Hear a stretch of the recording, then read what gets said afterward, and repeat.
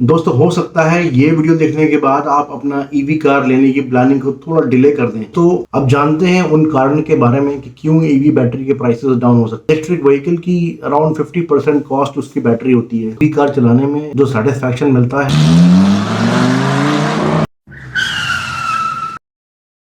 दोस्तों क्या आप एक ईवी कार लेने वाले हैं?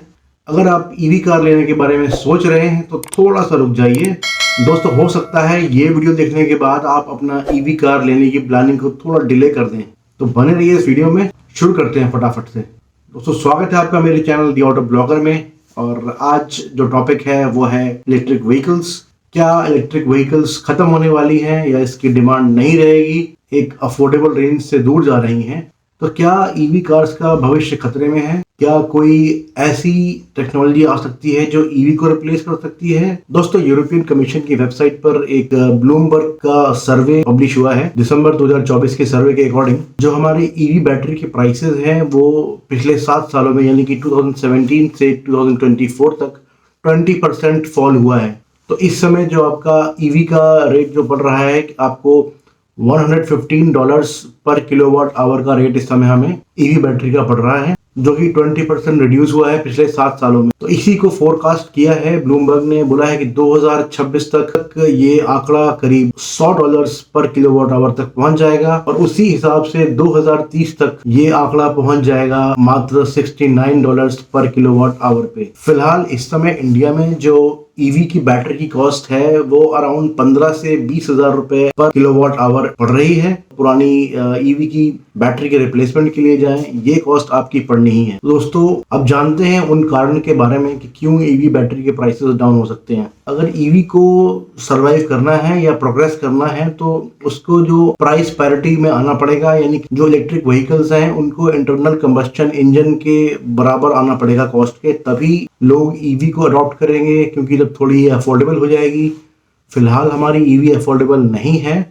तो क्या कारण है ईवी अफोर्डेबल ना होने के? इलेक्ट्रिक व्हीकल की अराउंड 50% कॉस्ट उसकी बैटरी होती है, जो कि एक बहुत बड़ा पार्ट प्ले करती है। तो आइए जानते हैं प्रोबेबल रीजंस के बारे में कि क्यों ईवी बैटरी के प्राइसेस डाउन हो सकते हैं। दोस्तों पहला है ओवर कैपेसिटी प्रोडक्शन में। दोस्तों चाइना वर्ल्ड की ईवी बैटरी की डिमांड का 92% कैटर कर सकता है। चाइना तो ऑलरेडी ईवी पैरिटी प्राइस का जो पाथ है उसको पार करके अपना माइलस्टोन रीच कर चुका है। जी हाँ, जो इंटरनल कंबस्शन इंजन के कॉस्ट है वो ईवी बैटरी से ज्यादा बढ़ रही है चाइना में। तो उम्मीद कर रहे हैं कि इसी हिसाब से चाइना का जो प्रोडक्शन होगा वो इतना बल्क में होगा कि अराउंड जो 92% डिमांड है ईवी बैटरी की वो चाइना अकेले प्रोड्यूस कर देगा। दूसरा कारण इसका होने वाला है दोस्तों चीपर मटेरियल्स।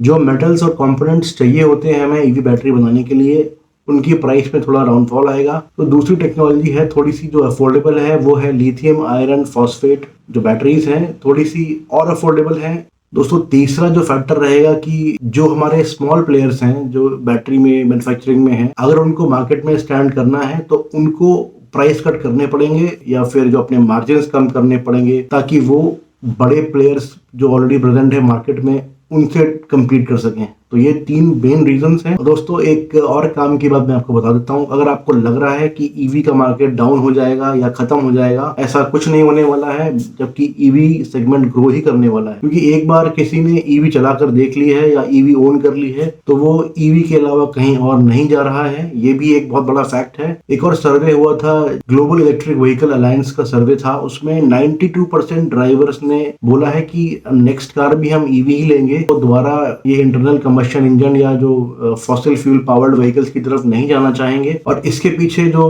कारण है वो सैटिस्फैक्शन का है, उससे बड़ा कारण कोई नहीं है। जो ओवरवेलमिंग रिस्पांस उनको मिलता है, जो उसका थ्रस्ट है, जो पावर है ईवी कार चलाने में, जो सैटिस्फैक्शन मिलता है, दूसरा बड़ा फैक्टर है ईवी के ना जाने का, जो उसकी ऑपरेशनल कॉस्ट है वो कम है। यानी कि आपकी जो ओवरऑल रनिंग कॉस्ट है, ऑपरेशनल कॉस्ट है, वो इंटरनल कंबस्शन इंजन से कम है। तो ये भी एक बड़ा कारण रहेगा। दूसरा, अगर लोग एनवायरमेंटल इम्पैक्ट को देख रहे हैं, जान रहे हैं कि एनवायरमेंट में इफेक्ट हो रहा है, तो ये भी एक कारण है। हालांकि ये फैक्टर उससे नीचे रैंक करता है। दोस्तों समझ लेते हैं पहले ईवी के एक इलेक्ट्रिक व्हीकल की बाई करने के बाद क्या क्या चैलेंजेस आपको फेस करने पड़ सकते हैं। सबसे मेजर इशू है कि चार्जिंग इंफ्रास्ट्रक्चर की कमी है। तो हर जगह आपको चार्जिंग अवेलेबिलिटी नहीं होगी कि आप कहीं पर भी जाएं कि अपनी कार को चार्ज कर सकें।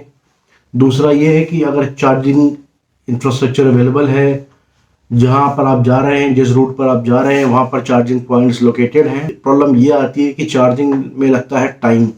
अगर चार्जिंग पॉइंट पे आपको डीसी फास्ट चार्जर मिल जाते हैं तो अराउंड 80% तक आपकी बैटरी चार्ज हो जाती है आधे घंटे के आसपास। दूसरा, आज भी लोग ईवी को एक सप्लीमेंट की तरह देखते हैं कि ये रिप्लेसमेंट नहीं है।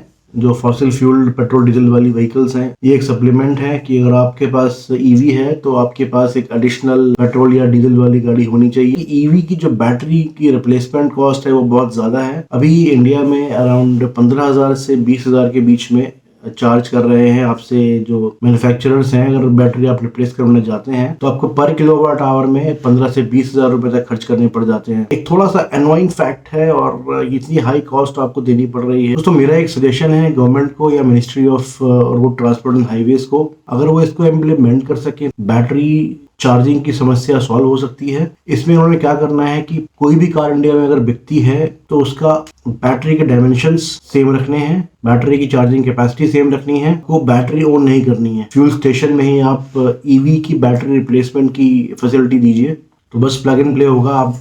आप जाएं, अपनी कार की बैटरी बाहर निकाल के रखें और फ्यूल स्टेशन से आप फुली चार्ज बैटरी ले, उसको गाड़ी में डालें और चलते बने।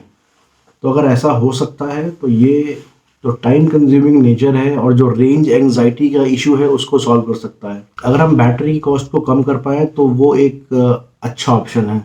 दोस्तों, उम्मीद करता हूँ वीडियो आपको इन्फॉर्मेटिव लगा हो। अगर पसंद आया हो तो वीडियो को लाइक कीजिएगा और चैनल को सब्सक्राइब करना मत भूलिएगा। और अगर किसी टॉपिक पे आप चाहते हैं कि मैं वीडियो बनाऊँ तो मुझे आप कमेंट्स में लिख कर भेज सकते हैं।